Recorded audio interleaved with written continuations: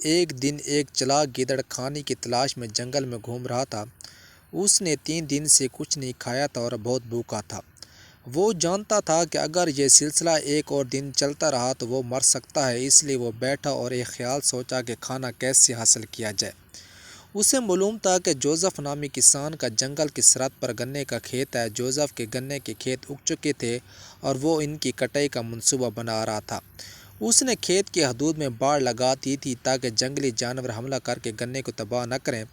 Joseph نے ایک چھوٹا سا ٹرائی ہاؤس بنایا تھا، اس لیے وہ وہاں رہ سکتا تھا اور رات کو فارم دیکھ سکتا تھا۔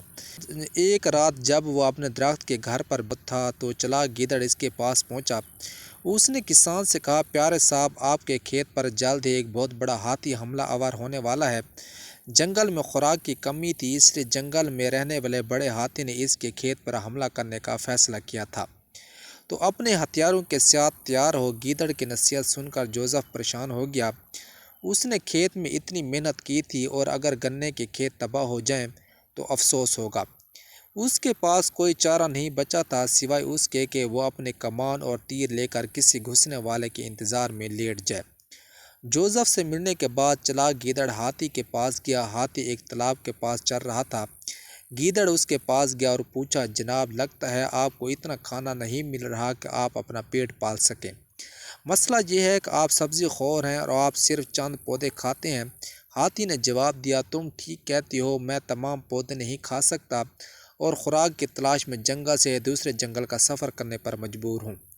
یہ ایک تکلیف دہ کام ہے اور ایسے دن ہوتے ہیں جب میں بغیر کھائے جاتا ہوں۔ تاہم یہ جنگل باقیوں سے قدرے بہتر ہے۔ چلاک گیدڑ اپنے آپ سے مسکرایا اور بولا، میرے پاس تمہارے لیے ایک اچھی خبر ہے۔ ایک ایسی جگہ ہے جہاں آپ کم از کم 1 ہفتے تک دعوت دے سکتے ہیں۔ یہ دلچسپ ہے، براہ کرم مجھے اس کے بارے میں مزید بتائیں، ہاتھی نے کہا۔ گیدڑ نے ہاتھی کو جوزف کے گنے کے کھیتوں کے بارے میں سب بتا دیا۔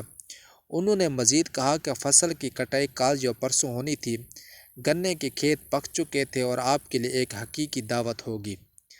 گیدڑ نے مزید کہا کہ اس نے باڑ لگا دی ہے، لیکن باڑ تمہاری طاقت سے کوئی مماثلت نہیں رکھتی۔ آپ آج رات وہاں جا سکتے ہیں اور اس وقت تک دعوت دے سکتے ہیں جب تک کہ آپ باہر نہ جائیں، اس لیے اس موقع کو ضائع نہ کریں۔ مجھے یہ معلومات فراہم کرنے کے لیے آپ کا شکریہ۔ میں شام کو وہاں جاؤں گا اور آدھی رات کو رینگوں گا جب کسان سو رہا ہوگا۔ ہاتھی نے کہا، یہ ایک بہت اچھا خیال ہے۔ جیسا کہ جوزف ایک لاگ کی طرح سوتا ہے۔ اس کے بعد گیدڑ نے میدان کی حدود کا دورہ کیا جہاں ایک بہت بڑا اور قدیم بلوط کا درخت کھڑا تھا اور بہت سے جانوروں کا گھر تھا۔ جوزف اگلے درخت کے قریب کھڑا تھا اور ایسا لگتا تھا کہ وہ رات کا منصوبہ بنا رہا ہے۔ تم یہاں کیا کر رہے ہو؟ گیدڑ نے پوچھا۔ جوزف نے جواب دیا، میں ایسی جگہ تلاش کر رہا ہوں جہاں ہاتھی کو صاف گولی مار سکوں۔ گیدڑ نے پھر جوزف کو مشورہ دیا کہ وہ قریبی پرانے بلوط کے درخت کے نیچے کھڑا ہو جائے کیونکہ اس کا نظارہ بہت اچھا تھا۔ اس نے مزید کہا کہ وہ بلوط کے درخت کے پیچھے بھی کھڑا ہو سکتا ہے اور ہاتھی اسے نہیں دیکھ سکے گا۔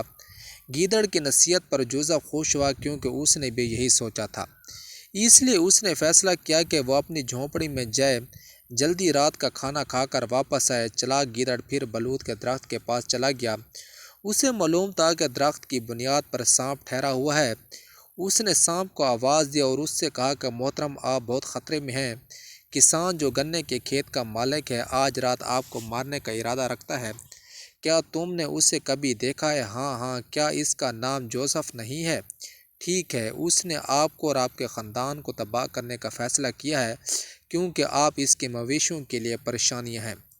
گیدڑ نے کہا، میں کیا کروں میرے پیارے گیدڑ، وہ بہت بڑا ہے اور ہمیشہ ہتھیار رکھتا ہے۔ گیدڑ نے کہا، فکر نہ کرو، وہ آج رات یہاں آنے کا ارادہ رکھتا ہے اور درخت کے پیچھے چھپ جائے گا۔